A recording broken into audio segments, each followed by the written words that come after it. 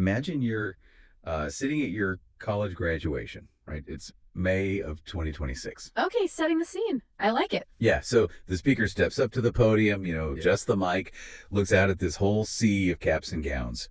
And does he tell you to prepare for like an active lethal war zone where your only goal is destroying the enemy? Right. Or, on the flip side, does she tell you that you've basically inherited a burning, historically doomed planet, and it's your moral duty to clean up the mess while the sky is literally falling? It's quite the contrast. It really is. Depending on where you graduated, you were handed one of these two radically different realities. I mean, commencement speeches used to be just, a generic celebration of potential, go out and change the world, that kind of thing. Exactly, lots of platitudes. Yeah, but now there are absolute battlegrounds for competing visions of reality. So true.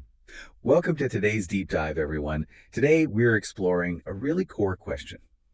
What are we actually supposed to tell the next generation as they step into an increasingly chaotic world? And we've got some heavy hitters to look at to answer that. We do. We're looking at two incredibly charged texts from this recent graduation season. First up, we have Pete Hegseth's commencement address to the West Point class of 2026. A very specific, very targeted speech. Right. And second, we have a really piercing essay by Dr. Stacy Patton. It's titled The Fallacy of Despair, Reclaiming History from Generational Guilt.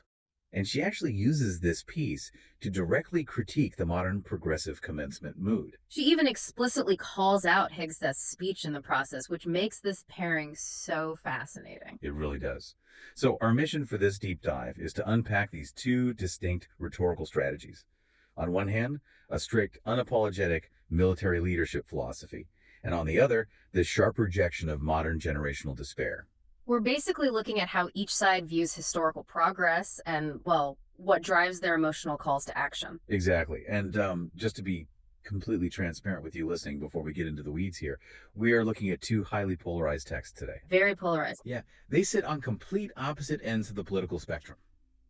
One is a decidedly right-wing military address, and the other is a sharp left-wing cultural critique. So our job here is absolutely not to pick a side. No, not at all. We aren't here to validate a political stance or endorse either worldview.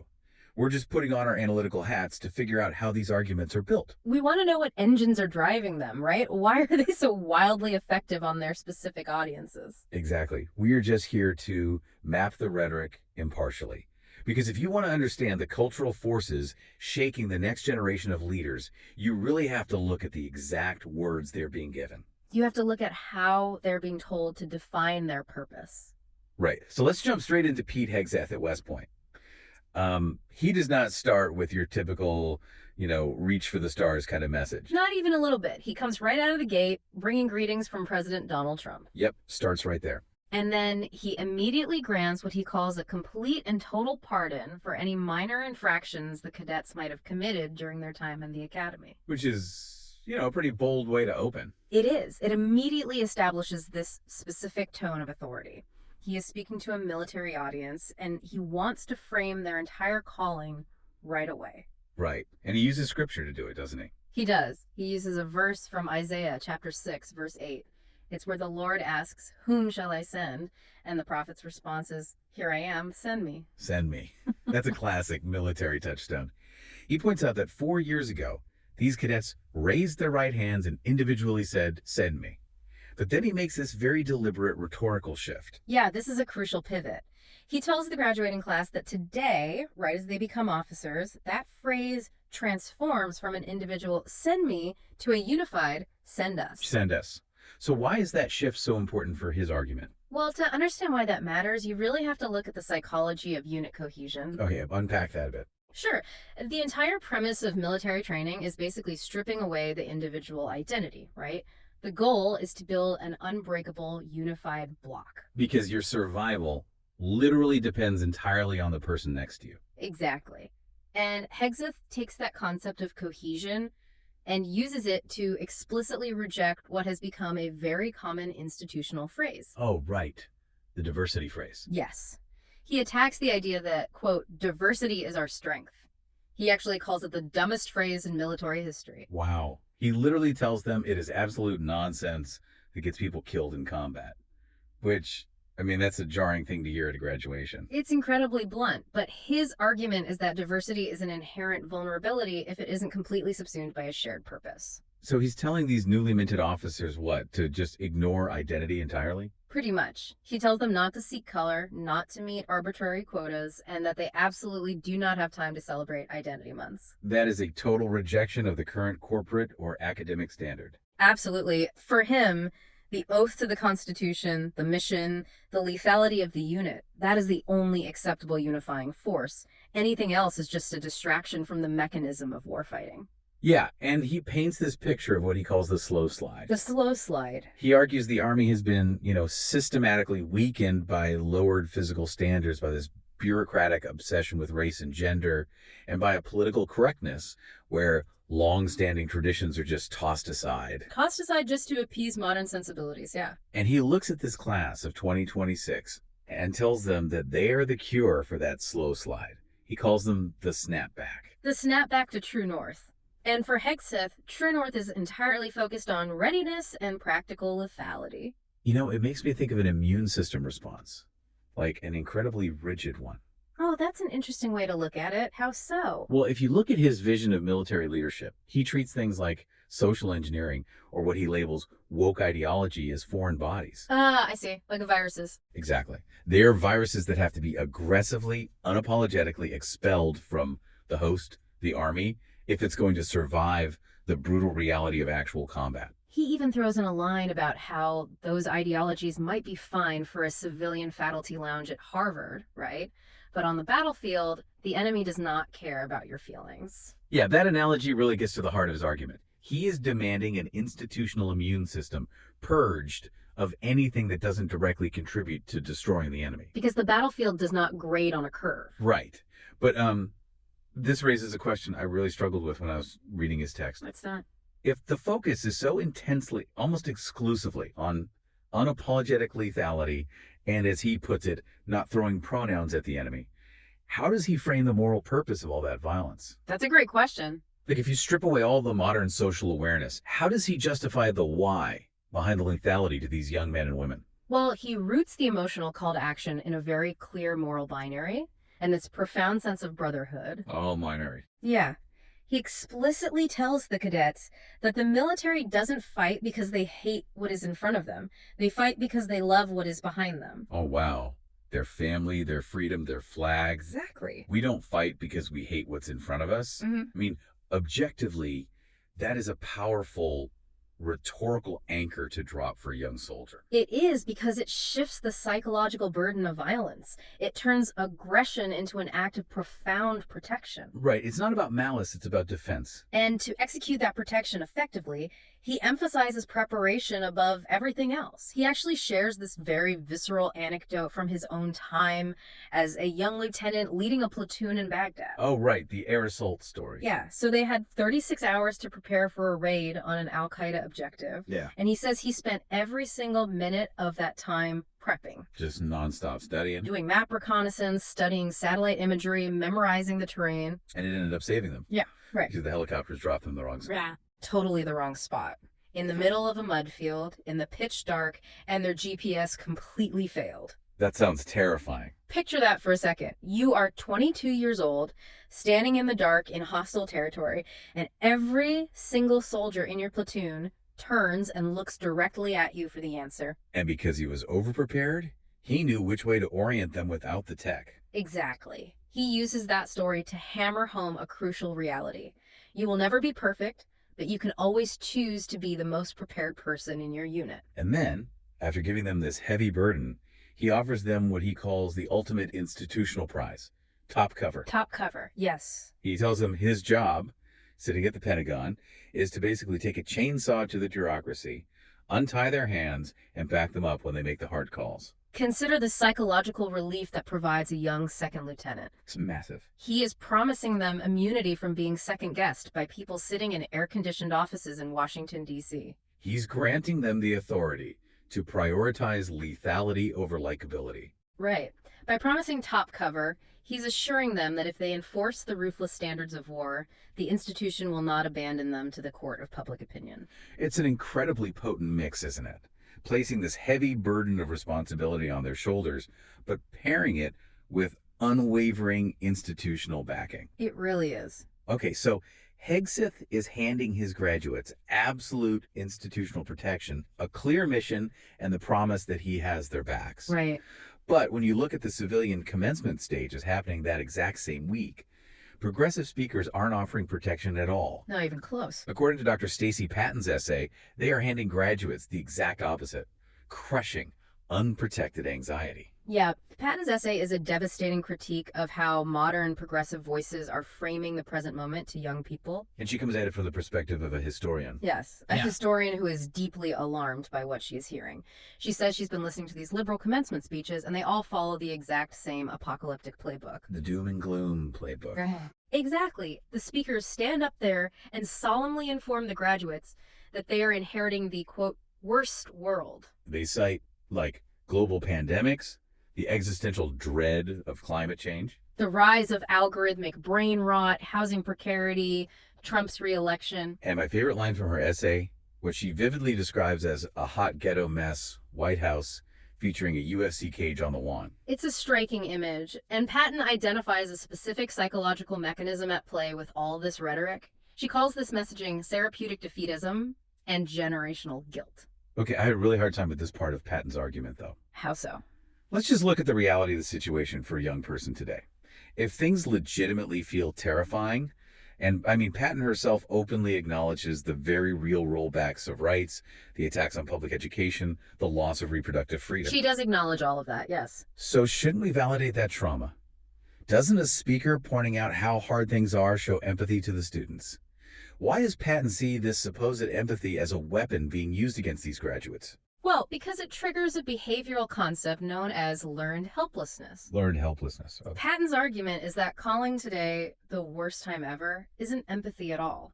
It's a historical lie that paralyzes the listener. Oh, I see. Think about it. If you convince a 22-year-old that the game is historically rigged to its absolute worst possible state, the brain's natural logical response isn't to stand up and fight. It's to just give up. Exactly. Why fight a monster if you've been told the monster is invincible and the world is already ending anyway? Wow.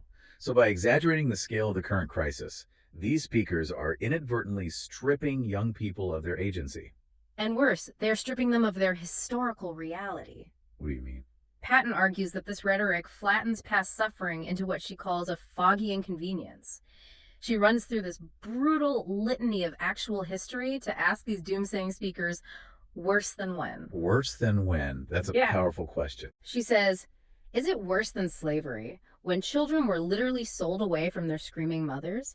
Worse than the systemic genocide of Native Americans and the horrors of the boarding schools? Oh, man. Is it worse than child labor, where kids coughed coal dust out of their lungs in the mines? Worse than Jim Crow, lynchings, women lacking the legal right to their own bodies or bank accounts? Or when industrial rivers literally caught fire from pollution. Exactly. That list is harrowing. It is. And her point is that when a speaker casually claims that right now is the worst it's ever been, they are actively erasing all the people who survived far worse conditions. People who navigated absolute nightmares without smartphones, without viral videos, and without any federal civil rights protections to speak of. Patton argues that erasing those survivors robs youth of something they desperately need right now. The empirical proof that monsters can actually be fought and defeated. Because they have been defeated before. Right, by saying, this is the worst it's ever been, the implied conclusion is, so maybe nothing can be done. And that is the therapeutic defeatism she's talking about. Ah, okay, I get it now. History demands that we distinguish between a dangerous moment and the absolute worst moment. Precisely. Because the people in the past fought without hashtags. Yeah. They organized, they sued, they taught in secret, they hid people in their homes, and they built schools anyway. They did the work. Yeah. If you pretend history began with our current political anxiety, you leave these graduates completely unmoored. And this is where we see the two texts fundamentally collide in our deep dive today. Both Hegseth and Patton are battling over how we use history to inspire future action. It's like handing these graduates two completely different maps of the country as they drive off into the real world. Oh, I like that analogy. Yeah. So Hegseth's map highlights a glorious unified past. He tells the cadets they walk the exact same paths as Grant, MacArthur, and Eisenhower. A very clear, unbroken line. Right. His map shows a clear, unobstructed route navigating back toward a specific past greatness. That's the snapback. Well, Patton's map is entirely different. Totally different. Patton's map is like handing a graduate the architectural blueprints of a faulty building. That's a great way to put it. She highlights a landscape historically littered with systemic landmines and structural cracks. Her argument is that graduates must study those foundational cracks, the brutal, uncomfortable realities of the past, so they don't step on them again or let the house collapse on their watch. And Patton actually addresses Hegseth's speech directly in her essay to make this exact point. Oh, she does. What does she say? She labels his address a sermon for empire rooted in a counterfeit version of history. A counterfeit version. Wow. She argues that fascistic politics doesn't need young people to actually understand history. It just needs them to feel chosen by a fake version of it. It needs them to believe they are restoring civilization by purging weakness. Which is fascinating, because she points out that while the liberal speakers are giving their graduates beautifully written panic attacks, Right. the right speakers like Hegseth, they are doing no hand-wringing. They aren't apologizing for the past. They're actively telling their young people to take power, ignore the critics, and be lethal. This brings us right down to the differing emotional engines driving their respective calls to action. Okay, let's break those down. If we dissect Hegseth's argument, his call to action is driven by a concept we can call empowerment through permission. Empowerment through permission. He is giving them a hall pass, basically, to ignore modern social norms in the name of lethality. Exactly. He is handing graduates a mythos of unbroken greatness, a clear enemy list of what is supposedly weakening the institution, and the absolute unyielding authority to be unapologetically strong. The emotional driver for those cadets is the incredible liberation of saying, send us, knowing the institution will clear the debris and back your play. But Patton's call to action is driven by a completely different psychological engine, historical courage. Historical courage. She is demanding that we reject the fake optimism and the apocalyptic dread of commencement stages entirely. Her emotional engine relies on the gritty, unglamorous reality that rights are not, as she brilliantly puts it, self-cleaning ovens. Rights are not self-cleaning ovens. That is an image that sticks with you. It really does. They require constant, filthy, active maintenance. They do not maintain themselves. Her call to action requires studying the brutal past closely so you aren't easily fooled by people trying to drag society backwards under the guise of saving it. She wants graduates to reject the paralysis of despair and just get to work, making the country less haunted. As haunted, exactly. So what does this all mean for you listening to this right now? Whether you find yourself examining Hegseth's call for unified military lethality or Patton's demand for radical historical resistance, what we are really witnessing is a battle over the timeline. The timeline is everything. The battle for the future of the country is ultimately a battle over how we narrate its past. Because the way a society frames its history dictates the actions it permits in the present. Absolutely. If history is told as a story of a perfect machine that has just temporarily slid off track, your only required action is to force it aggressively back onto the rails. You execute the snapback. Right. But if history is told as a story of continuous, brutal struggle, where every single inch of justice was dragged out of a reluctant system by people refusing to give up, then your action is to grab the rope and keep pulling. Keep pulling. It all comes back to that underlying concept of legacy. Yeah, legacy is the key word here. Both of these perspectives, as fiercely opposed as they are, rely heavily on convincing the next generation that they are the true inheritors of the nation's purpose. Hegseth speaks of an unbroken chain of warriors stretching back to the founding of West Point in 1802. And Patton speaks of the historical archives watching the scholars, demanding they honor the marginalized people who survived America's worst habit. Both sides deeply believe they are the ones honoring the true legacy of the nation. Which, leaves us with a final thought to mull over today as we wrap up this deep dive. What's the thought? Well, we are walking a cultural divide where both sides are training their youth to passionately, uncompromisingly defend their specific version of the nation's legacy. Yes, they are. But what happens when a society's two definitions of legacy become completely mutually exclusive? Decades from now, when the dust finally settles on this era, which version of history will the archives ultimately record?